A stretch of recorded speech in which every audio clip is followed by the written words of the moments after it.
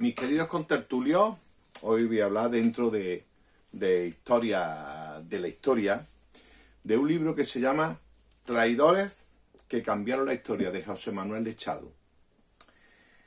Son muchísimos los traidores, los considerados traidores dentro de la historia del mundo, y aquí se hacen reflejo de algunos de ellos, principalmente de Akenatón, que renuncia a la religión oficial de Egipto e implanta otra con adoración del disco solar.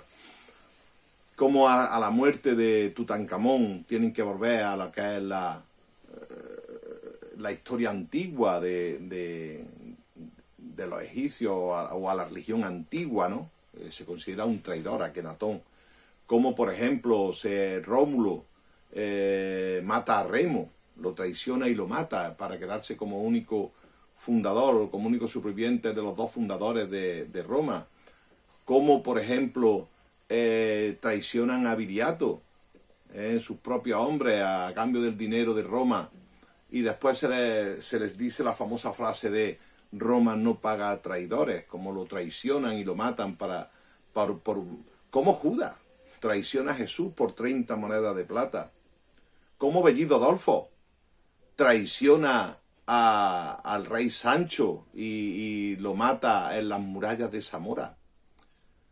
Como por ejemplo podemos encontrar a Julio César, que es traicionado por el Senado y en los idus de marzo es asesinado, y entre ellos está Bruto, aquel persona que él había adoptado y que lo había incluido entre los suyos. Bruto, tú también, hijo mío. Como también nos hace referencia al conde Julián y el obispo Opa, que traicionan a don Rodrigo durante la batalla del río Guadalete, y Tarit encuentra el camino abierto para entrar en la península e implantar el dominio musulmán en la parte sur, que llega hasta la parte norte en la época de don Pelayo.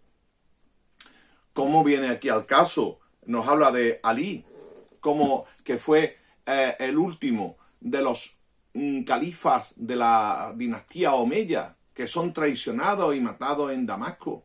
Se eliminan totalmente, menos Abderramán, que consigue llegar a Andalucía, al Andaluz, y establecer el Emirato de Córdoba, o mejor dicho, pasar a ser el jefe del Emirato de Córdoba. Como hablamos después, cosas como Juan Sin Tierra, cómo trata a su hermano Ricardo Corazón de León, implantando un gobierno con los lores y los pares ingleses muy de espalda al pueblo, en la época mientras Ricardo Corazón de León está en las cruzadas. ¿Cómo podemos olvidar a Antonio Pérez, secretario de Felipe II, que no solo lo traiciona, sino que además huye cobardemente, preveyendo la posible reacción de Felipe II, y se va al amparo del gobierno de Aragón con sus leyes y sus privilegios para que no le pudieran hacer nada, y después cuando puede huye del país y empieza con nuestra leyenda negra precisamente con esta circunstancia? ¿Qué contar del caso de Dreyfus en Francia, donde a un capitán del ejército de religión judía se le trata como si fuera un delincuente, como si fuera un espía, cuando era totalmente incierto? Y si no es por la gran labor de Emilio Sola con su famoso artículo en la prensa francesa de Yo acuso, consiguió que se le revisara el caso, que se le restituyera en el ejército, pero ya no con el porvenir y la carrera que prometía en sus primeros tiempos Dreyfus. No volvió a ser el mismo, a pesar de ser una persona totalmente inocente, que pagó con cárcel cosas que él no había hecho. Tremendo, ¿no? Donde podemos hablar también del caso Rosenberg.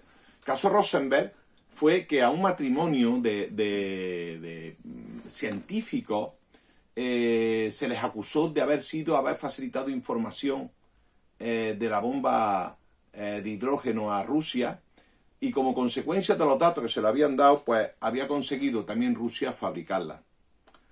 A los científicos se les juzga casi con unas pruebas muy poco contundentes, y se les ejecuta en pleno siglo XX en Estados Unidos.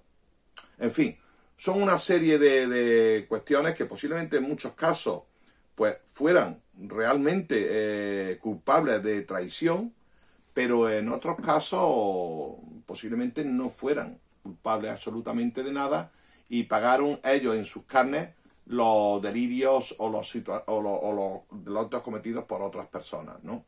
Entonces, por eso ahí tiene lo importante de este libro, porque nos va a situar en otras novedades diferentes, en un estudio de la historia desde otro punto de vista.